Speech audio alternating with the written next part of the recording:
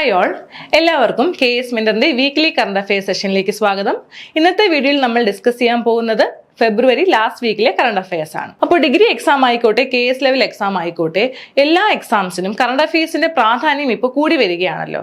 So ഫെബ്രുവരി last വീക്കിൽ നമുക്ക് exam point of വ്യൂവിൽ എന്തൊക്കെ കറണ്ട് അഫയേഴ്സ് ആണ് ഉള്ളതെന്ന് നമുക്ക് നോക്കാം. ഇതൊക്കെയാണ് നമ്മൾ ഇന്നത്തെ വീഡിയോയിൽ ഡിസ്കസ് ചെയ്യാൻ പോകുന്ന topics. Henley passport index, world's highest railway bridge, Yuvika project, Chevalier പുരസ്കാരം, Sagar Aankalan, Guru Ravidas Jayanti 2024, Lokpal, national science day, open AI Sora, quasar, venom neutralising antibody and important days. നമുക്കിനി ഓരോന്നായിട്ട് ഡീറ്റെയിൽഡ് ആയിട്ട് നോക്കാം. അപ്പോൾ first one, Henley passport index.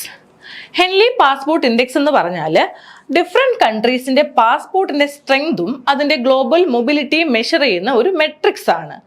So 2024 Henley passport index പ്രകാരം top നിൽക്കുന്ന country France ആണ്. ഫ്രാൻസിന്റെ പാസ്പോർട്ട് യൂസ് ചെയ്ത് വിസ ഫ്രീ ആയിട്ട് നമുക്ക് 194 കൺട്രീസിൽ ട്രാവൽ ചെയ്യാൻ പറ്റുന്നുണ്ട്. മാത്രമല്ല, ഫ്രാൻസ് കഴിഞ്ഞാൽ പിന്നെ വരുന്ന countries Germany, Italy, Japan, Singapore and Spain ആണ്. ഇതിൽ ഇന്ത്യയുടെ പ്ലേസ് എന്ന് പറഞ്ഞാൽ 85th റാങ്ക് ആണ്.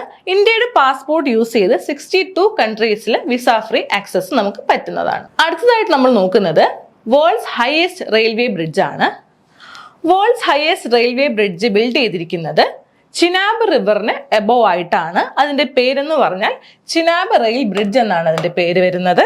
ചിനാബ് റെയിൽ ബ്രിഡ്ജ് ഇത് റിവർ ബെഡിൽ നിന്നും ഏകദേശം 359 മീറ്റേഴ്സ് എബോവ് ആയിട്ടാണ് ബിൽഡ് ചെയ്തിരിക്കുന്നത്. നമ്മൾ ഈ ചിനാബ് റെയിൽ ബ്രിഡ്ജിന്റെ ഹൈറ്റ് കമ്പയർ ചെയ്യുവാണെങ്കിൽ നമ്മൾ ഏഫിൽ ടവറിനേക്കാളും ഏകദേശം 35 മീറ്റേഴ്സ് ഹൈറ്റ് കൂടുതലായിട്ടാണ് ഇതിന് വരുന്നത്. പിന്നെ ഇതിന്റെ മറ്റൊരു ഫീച്ചർ എന്ന് പറഞ്ഞാൽ ഉധംപൂർ ശ്രീനഗർ ബരാമുള്ള റെയിൽവേ ലൈനിന്റെ ഒരു ക്രിട്ടിക്കൽ കമ്പോണന്റ് ആയിട്ട് ഇത് ആക്ട് ചെയ്യുന്നു.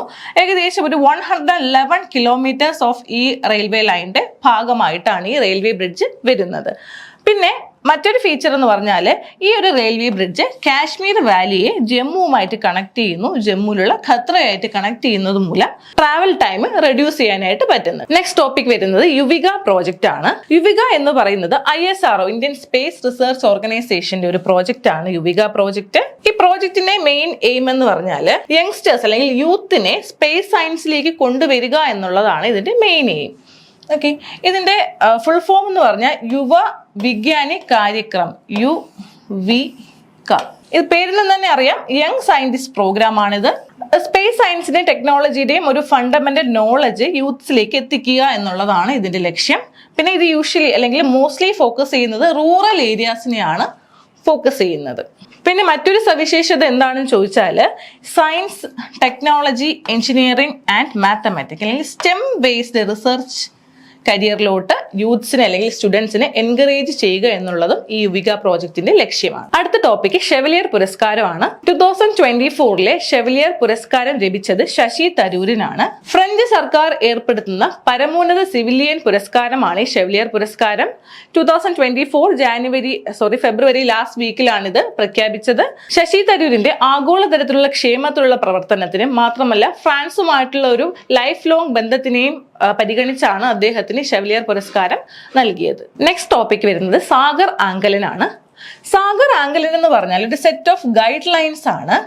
നമ്മുടെ ഇന്ത്യയുടെ പോർട്ടുകളുടെ എഫിഷ്യൻസി ആൻഡ് കോമ്പറ്റീറ്റീവ്നെസ് ഇംപ്രൂവ് ചെയ്യാൻ വേണ്ടിയിട്ട് കൊണ്ടുവന്ന സെറ്റ് ഓഫ് ഗൈഡ് ലൈൻസ് ആണ് സാഗർ ആങ്കലൻ എന്ന് പറയുന്നത്.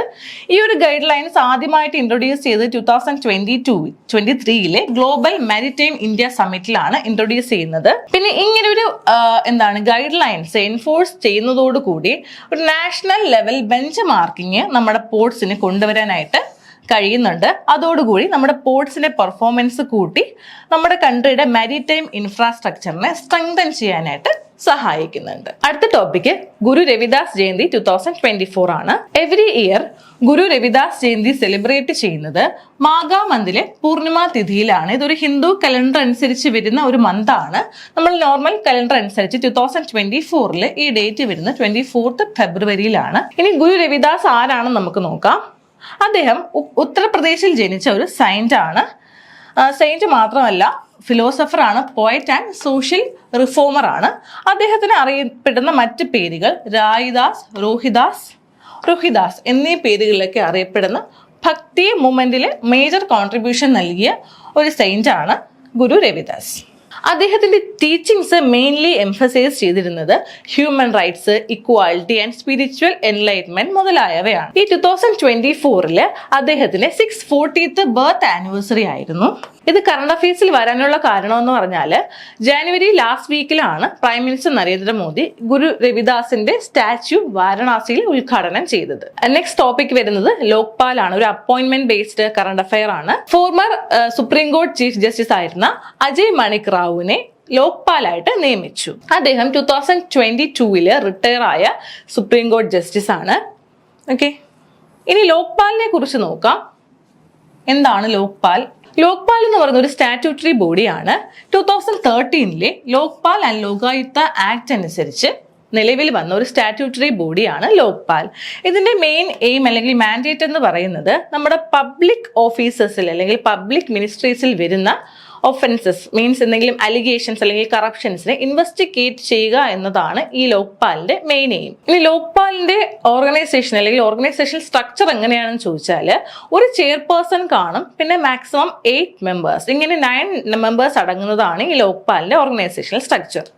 ഓക്കെ, ഇനി മറ്റ് ക്രൈറ്റീരിയസ് എന്തൊക്കെയാണെന്ന് നോക്കാം. മെമ്പേഴ്സിന്റെ ചെയർപേഴ്സൺ എന്ന് പറഞ്ഞാൽ former justice of India, former supreme കോടതി judge or an eminent person meeting this eligibility criteria. ഒന്നുകിൽ former chief justice of India ആയിരിക്കണം, അല്ലെങ്കിൽ ഫോർമർ സുപ്രീം കോടതി ജഡ്ജ് ആയിരിക്കണം, അല്ലെങ്കിൽ ഈ ഒരു എലിജിബിലിറ്റി മീറ്റ് ചെയ്യുന്ന ഒരു എമിനന്റ് പേഴ്സൺ ആയിരിക്കണം. ദെൻ മറ്റ് മെമ്പേഴ്സിൻ്റെ എന്ന് പറഞ്ഞാൽ ഹാഫ് ഓഫ് ദ മെമ്പേഴ്സ് എന്ന് പറഞ്ഞാൽ ജുഡീഷ്യൽ മെമ്പേഴ്സ് ആയിരിക്കണം. ഓക്കെ, പിന്നെ at least 50% of members from SC or ST or OBC minorities and women. Okay, ഇനി ഇവരുടെ ടേം ഓഫ് ഓഫീസ് എന്ന് പറഞ്ഞാൽ 5 years or until they attain the age of 70, whichever is elder. ഏതാണ് ആദ്യം വരുന്നത് അതുവരെ ആയിരിക്കും അവരുടെ ടേം ഓഫ് ഓഫീസ് എന്ന് പറയുന്നത്. ലോക്പാലിനെ അപ്പോയിന്റ് ചെയ്യുന്നത് പ്രസിഡന്റ് ഓഫ് ഇന്ത്യ ആണ്, based on the recommendation of A selection committee. Okay, ഇനി ഈ സെലക്ഷൻ കമ്മിറ്റിയിൽ 5 മെമ്പേഴ്സ് വരുന്നതാണ് ഈ selection committee. First prime minister ആണ് ഈ സെലക്ഷൻ കമ്മിറ്റിയുടെ ചെയർപേഴ്സൺ എന്ന് പറയുന്നത്. പിന്നെ ലോക്സഭ സ്പീക്കർ കാണും, പിന്നെ ലോകസഭ പ്രതിപക്ഷ നേതാവ്, പിന്നെ ചീഫ് ജസ്റ്റിസ് ഓഫ് ഇന്ത്യ അല്ലെങ്കിൽ നോമിനേറ്റഡ് ജഡ്ജ്, പിന്നെ ഒരു എമിനന്റ് ജൂറിസ്റ്റ്. ഇങ്ങനെ 5 മെമ്പേഴ്സ് അടങ്ങുന്ന സെലക്ഷൻ കമ്മിറ്റിയാണ് ലോക്പാലിനെ സെലക്ട് ചെയ്യുന്നത്. നേരത്തെ പറഞ്ഞ പോലെ ലോക്പാലിന്റെ ജുറിസ്ഡിക്ഷൻ എന്തൊക്കെയാണെന്ന് ചോദിച്ചാൽ പ്രൈം മിനിസ്റ്റേഴ്സ് ആയിക്കോട്ടെ, യൂണിയൻ മിനിസ്റ്റേഴ്സ് ആയിക്കോട്ടെ, മെമ്പർ ഓഫ് പാർലമെന്റ് ആയിക്കോട്ടെ, ഇവർക്കെതിരെ വരുന്ന ഏതൊരു കറപ്ഷൻ അല്ലെങ്കിൽ അലിഗേഷനെ കുറിച്ച് ഇൻവെസ്റ്റിഗേറ്റ് ചെയ്യുക എന്നതാണ് ലോക്പാലിന്റെ മെയിൻ എയിം എന്ന് പറയുന്നത്, അല്ലെങ്കിൽ മെയിൻ ജുറിസ്ഡിക്ഷൻ എന്ന് പറയുന്നത്. Next topic national science day ആണ്. എല്ലാ വർഷവും നാഷണൽ സയൻസ് ഡേ സെലിബ്രേറ്റ് ചെയ്യുന്നത് ഫെബ്രുവരി 28 നമ്മുടെ ഇന്ത്യൻ ഫിസിസിസ്റ്റ് ആയ CV രാമൻ അഥവാ സർ ചന്ദ്രശേഖര വെങ്കിട്ട രാമൻ എഫക്റ്റ് കണ്ടുപിടിച്ചതിന്റെ ഓർമ്മയ്ക്കായിട്ടാണ് ഫെബ്രുവരി 28 നാഷണൽ സയൻസ് ഡേ ആയിട്ട് ആചരിക്കുന്നത്. ഓക്കെ, മാത്രമല്ല ഈ ഡേയുടെ പ്രത്യേകത എന്ന് പറഞ്ഞാൽ നമ്മുടെ സമൂഹത്തിലും നമ്മുടെ ജീവിതത്തിലും സയൻസിന്റെ ഇമ്പോർട്ടൻസ് എന്തൊക്കെയാണ്, അല്ലെങ്കിൽ സയൻസ് എത്രമാത്രം ഇമ്പോർട്ടൻ്റ് ആണ് എന്നതിൻ്റെ റിമൈൻഡർ ആയിട്ടാണ് നാഷണൽ സയൻസ് ഡേ സെലിബ്രേറ്റ് ചെയ്യുന്നത്. 2024 നാഷണൽ സയൻസ് ഡേയുടെ തീം ഇതാണ്, indigenous technologies for Viksit Bharat. ഇതാണ് 2024 തീം എന്ന് പറയുന്നത്. ഇതിന്റെ അർത്ഥം അല്ലെങ്കിൽ ഈ തീം കൊണ്ട് ഉദ്ദേശിക്കുന്നതെന്ന് പറഞ്ഞാൽ ഒരു കൊളാബറേഷൻ ആണ്. അതായത് പബ്ലിക്കിന്റെയും സയന്റിഫിക് കമ്മ്യൂണിറ്റിയുടെയും ഒരു collaborated role in contributing to India's wellbeing and global welfare, അല്ലെങ്കിൽ ആഗോളക്ഷേമത്തിനും ഇന്ത്യയുടെ വെൽബീയിങ്ങിനുമായിട്ട് പബ്ലിക്കിന്റെയും സയന്റിഫിക് കമ്മ്യൂണിറ്റിയുടെയും കൊളാബറേറ്റഡ് ആയിട്ടുള്ള പാർട്ടിസിപ്പേഷന്റെ ആവശ്യകതയാണ് ഈ തീം കൊണ്ട് ഉദ്ദേശിക്കുന്നത്. ഇനി നമുക്ക് നാഷണൽ സയൻസ് ഡേയുടെ ഹിസ്റ്ററി ഒന്ന് പരിശോധിക്കാം. ഓക്കെ, നേരത്തെ പറഞ്ഞതുപോലെ CV രാമൻ എഫക്റ്റ് കണ്ടുപിടിച്ചതിന്റെ ഓർമ്മയ്ക്കായിട്ടാണ് നാഷണൽ സയൻസ് ഡേ ഫെബ്രുവരി 28 ആചരിക്കുന്നതെന്ന് പറഞ്ഞല്ലോ. CV രാമൻ ആദ്യമായിട്ട് രാമൻ എഫക്റ്റ് കണ്ടുപിടിക്കുന്നത് ഫെബ്രുവരി 28, 1928 ഇതേ തുടർന്ന് 1930 അദ്ദേഹത്തിന് ഫിസിക്സിലെ നൊബേൽ പ്രൈസ് ലഭിക്കുകയുണ്ടായി. ഈ രാമൻ എഫക്റ്റ് എന്ന് പറയുന്നത് ഫിസിക്സിലെ ലൈറ്റിന്റെ സ്കാറ്ററിംഗ് ഫിനോമിനയുമായിട്ട് ബന്ധപ്പെട്ടൊരു പ്രതിഭാസമാണ്. ലൈറ്റ് ഒരു ട്രാൻസ്പെറന്റ് മെറ്റീരിയലിൽ കൂടെ പാസ് ചെയ്യുമ്പോൾ അതിന്റെ വേവ് ലെങ്തിനും എനർജിക്കും ഉണ്ടാകുന്ന ചേഞ്ചിനനുസരിച്ച് ഉള്ള ഒരു ഫിനോമിനയാണ് ലൈറ്റ് സ്കാറ്ററിംഗ് എന്ന് പറയുന്നത്. പ്രധാനമായും 4 എയിംസ് ആണ് നാഷണൽ സയൻസ് ഡേ സെലിബ്രേറ്റ് ചെയ്യുന്നത് കൊണ്ട് ഉദ്ദേശിക്കുന്നത്. ഒന്നെന്ന് പറഞ്ഞാൽ ഒരു പബ്ലിക് അവയർനെസ് ക്രിയേറ്റ് ചെയ്യുക എന്നുള്ളതാണ്. അതായത് സയൻസ് എത്രമാത്രം ഇമ്പോർട്ടൻ്റ് ആണ് എന്നുള്ളൊരു പബ്ലിക് അവയർനെസ് ക്രിയേറ്റ് ചെയ്യുക. Then second one, celebrate the scientific achievements. അതായത് നമ്മൾ ഇന്ത്യൻ സയന്റിസ്റ്റുകളുടെ അച്ചീവ്മെന്റ്സ് ഒക്കെ ഈ ഡേയിൽ നമ്മൾ എൻകറേജ് ചെയ്യുകയും സെലിബ്രേറ്റ് ചെയ്യുകയും ചെയ്യുന്നുണ്ട്. പിന്നെ എൻകറേജ് സയന്റിഫിക് എൻഗേജ്മെന്റ്സ്. ഈ ഒരു ഫെബ്രുവരി ലാസ്റ്റ് വീക്കോട് കൂടിയാണ് സ്കൂളുകളിലും കോളേജുകളിലും ഒക്കെ സയൻസ് ഫെസ്റ്റിവലും എക്സിബിഷൻസ് ഒക്കെ വെക്കുന്നത്. അതോടുകൂടി ഒരു എൻഗേജ്മെന്റ് അല്ലെങ്കിൽ യൂത്ത്സിനെ ഒരു സയന്റിഫിക് പരമായിട്ട് ഒരു എൻഗേജ്മെന്റ്സ് കൊണ്ടുവരിക. Then foster collaboration. നേരത്തെ പറഞ്ഞ പോലെ പബ്ലിക് ആൻഡ് സയന്റിഫിക് കമ്മ്യൂണിറ്റിയുടെ ഒരു കൊളാബറേറ്റഡ് പാർട്ടിസിപ്പേഷൻ്റെ ഇമ്പോർട്ടൻസ്. ഓക്കെ, ഈ 4 എയിംസ് ആണ് നാഷണൽ സയൻസ് ഡേക്ക് ഉള്ളത്. Next topic open AI സോറ. നമുക്കറിയാം ഓപ്പൺ AI എന്ന് പറയുന്നത് നമ്മൾ ChatGPT ഒക്കെ ഇൻട്രൊഡ്യൂസ് ചെയ്ത കമ്പനിയാണ് ഓപ്പൺ AI എന്ന് പറയുന്നത്.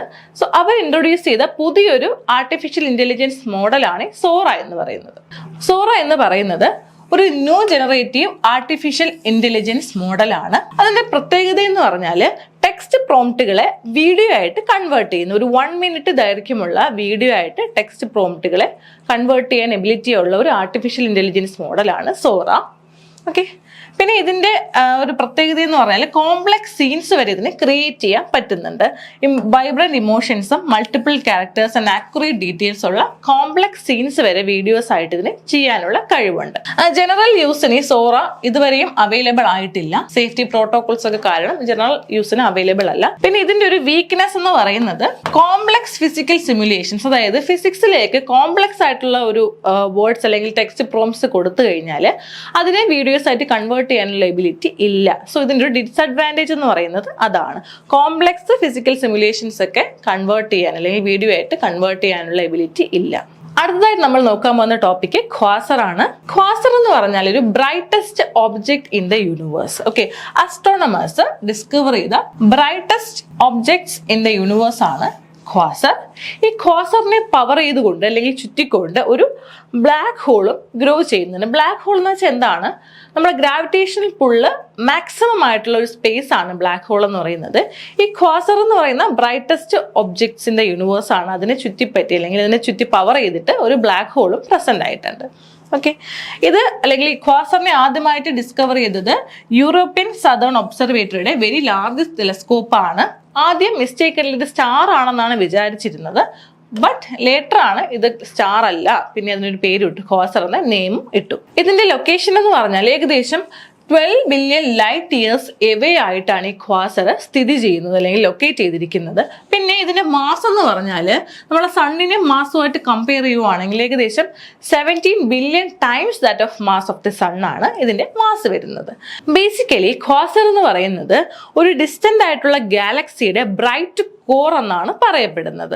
ഓക്കെ, അതിനെ പവർ ചെയ്തുകൊണ്ടൊരു സൂപ്പർ മാസീവ് ആയിട്ടൊരു ബ്ലാക്ക് ഹോളും ഉണ്ട്. ഒരു ഡിസ്റ്റന്റ് ഗാലക്സിയുടെ കോറാണ്, അതിനെ പവർ ചെയ്തുകൊണ്ടൊരു ബ്ലാക്ക് ഹോളും പ്രസന്റ് ആയിട്ടുണ്ട്. ഓക്കെ, പിന്നെ ക്വാസറിനെ മറ്റൊരു പേരിൽ അറിയപ്പെടുന്നത് ക്വാസി സ്റ്റെല്ലാർ ഒബ്ജക്ട്സ് എന്നും അറിയപ്പെടുന്നുണ്ട്. Quasi stellar objects abbreviated as QSO. ഇത്രയാണ് ക്വാസറിനെ കുറിച്ച് പറയാനുള്ളത്. നെക്സ്റ്റ് ടോപ്പിക് വരുന്നത് വെനം ന്യൂട്രലൈസിങ് ആന്റിബോഡി ആണ്. നമ്മുടെ Indian institute of science Bengaluru ഒരു സിന്തറ്റിക് ഹ്യൂമൻ ആന്റിബോഡി ഡെവലപ്പ് ചെയ്തു. ഓക്കെ, അതിന്റെ യൂസ് എന്താണെന്ന് നമുക്ക് നോക്കാം. ഈ എപ്പിഡൈ ഫാമിലിയിൽ വരുന്ന സ്നേക്സ്, ഫോർ എക്സാമ്പിൾ പറഞ്ഞാൽ കോബ്ര, കിങ് കോബ്ര, ക്രൈറ്റ്സ്.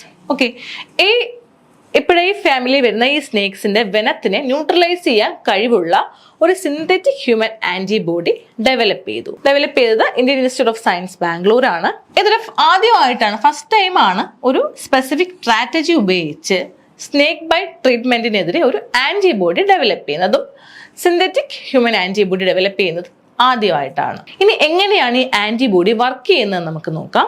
നമ്മുടെ ഇലാപ്പിഡ് വെനത്തിൽ അല്ലെങ്കിൽ ഈ ഒരു സ്നേക്സിന്റെ വെനത്തിൽ അടങ്ങിയിട്ടുള്ള ഹൈ ടോക്സിൻ അഥവാ മേജർ ടോക്സിൻ എന്ന് പറയുന്നത് 3 ഫിംഗർ ടോക്സിൻ അഥവാ 3FX ടോക്സിൻ ആണ്. ഈ ടോക്സിന്റെ മേജർ ഏരിയ അല്ലെങ്കിൽ കൺസേർവ്ഡ് റീജിയനിൽ നമ്മുടെ ഈ ആന്റിബോഡി ആക്ട് ചെയ്യുകയും ആ വെനത്തിനെ ന്യൂട്രലൈസ് ചെയ്യുകയും ചെയ്യുന്നു. കൺവെൻഷൻ ആയിട്ടുള്ള ഒരു ആന്റിവെനം ട്രീറ്റ്മെന്റിനെക്കാളും ഈ ഒരു നമ്മുടെ സിന്തറ്റിക് ആന്റിബോഡിയുടെ ഗുണം അല്ലെങ്കിൽ അഡ്വാൻറ്റേജ് എന്താണെന്ന് ചോദിച്ചാൽ നമ്മുടെ ഈ കൺവെൻഷണൽ ആന്റിവെനം ട്രീറ്റ്മെന്റ്സ് കുറച്ച് ഡിലേ സംഭവിച്ചു, സ്നേക്ക് ബൈറ്റ് കിട്ടി കുറച്ച് ഡിലേ സംഭവിച്ചു കഴിഞ്ഞാൽ അതിന്റെ ഇഫക്റ്റീവ്നെസ് നഷ്ടപ്പെടുന്നു. എന്നാൽ നമ്മുടെ ഈ ഒരു സിന്തറ്റിക് ആന്റിബോഡി ആണെങ്കിൽ കുറച്ചൊരു ഡിലേ ആയി കഴിഞ്ഞാലും ഇപ്പോൾ ഒരു സ്നേക്ക് ബൈറ്റ് കിട്ടി കുറച്ച് ഡിലേ ആയിട്ടാണ് ഇത് അപ്ലൈ ചെയ്യുന്നത് അല്ലെങ്കിൽ ഇത് സിന്തറ്റിക് ആന്റിബോഡി ഉപയോഗിക്കുന്നെങ്കിൽ പോലും എഫക്റ്റീവ് ആയിട്ടുള്ള റിസൾട്ട്സ് കിട്ടുന്നു. ഈ ഒരു ഡെവലപ്മെന്റോട് കൂടി നമ്മുടെ സ്നേക്ക് വെനം ട്രീറ്റ്മെന്റ് അല്ലെങ്കിൽ സ്നേക്ക് വെനത്തിനെതിരെയുള്ള പ്രൊട്ടക്ഷൻ ഒരു യൂണിവേഴ്സൽ ആയിട്ടുള്ള സൊല്യൂഷനാണ് IISc ബാംഗ്ലൂർ കൊണ്ടുവന്നിട്ടുള്ളത്. അത് ലാസ്റ്റ് ടോപ്പിക്കാണ് ഇമ്പോർട്ടൻറ്റ് ഡേയ്സ്. അതിൽ first day central excise day ആണ്. സെൻട്രൽ എക്സൈസ് ഡേ ആചരിക്കുന്നത് 24th ഫെബ്രുവരിയിലാണ്. Central excise and salt act, അതായത് 24th ഫെബ്രുവരി 1944 കൊണ്ടുവന്ന സെൻട്രൽ എക്സൈസ് ആൻഡ് സോൾട്ട് ആക്ടിന്റെ റിമംബറൻസിന് അല്ലെങ്കിൽ അതിന്റെ ഒരു ഓർമ്മയ്ക്കായിട്ടാണ് February 24th central excise day ആയിട്ട് ആചരിക്കുന്നത്. എക്സൈസ് ഡിപ്പാർട്ട്മെന്റിൽ വർക്ക് ചെയ്യുന്ന എംപ്ലോയീസിന് അവരുടെ എക്സൈസ് ഡ്യൂട്ടി മോർ ഇഫക്റ്റീവ് ആയിട്ട് ചെയ്യാനുള്ള ഒരു എൻകറേജ്മെന്റ് ആയിട്ടാണ് ഈ സെൻട്രൽ എക്സൈസ് ഡേ ആചരിക്കുന്നത്. നെക്സ്റ്റ് വരുന്നത് നാഷണൽ പ്രോട്ടീൻ ഡേ ആണ്. 27th ഫെബ്രുവരി ആണ് നാഷണൽ പ്രോട്ടീൻ ഡേ ആയിട്ട് ആചരിക്കുന്നത്. 27th ഫെബ്രുവരി. ഇതിന്റെ അല്ലെങ്കിൽ ഈ നാഷണൽ പ്രോട്ടീൻ ഡേ ആചരിക്കുന്നതിനുള്ള ഗുണം എന്ന് പറഞ്ഞാൽ പ്രോട്ടീൻ റിച്ച് ഫുഡ് കൺസ്യൂം ചെയ്താലുള്ള ഇമ്പോർട്ടൻസ് അല്ലെങ്കിൽ ബെനിഫിറ്റ്സ് ജനങ്ങളിലേക്ക് എത്തിക്കുക എന്നതാണ് ഈ ഒരു ഡേ കൊണ്ട് ഉദ്ദേശിക്കുന്നത്. 2024 തീം എന്ന് പറഞ്ഞാൽ സോൾവ് വിത്ത് പ്രോട്ടീൻ എന്നുള്ളതാണ്. ഈ ഡേ ആദ്യമായിട്ട് ആചരിച്ചത് 2020 അടുത്തതായിട്ട് റയർ ഡിസീസ് ഡേ ആണ്.